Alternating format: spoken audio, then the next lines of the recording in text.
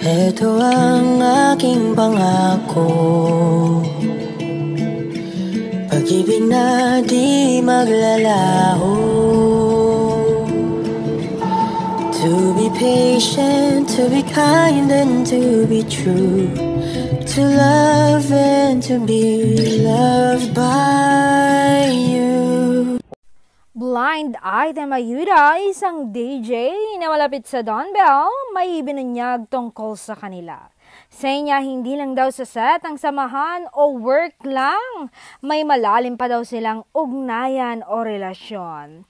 Chika niya, nag-umpisa daw ng magka-season 2 ang kanilang first project na His and To Her. Lagi daw silang nagtatawagan at nagdi-date ng palihim.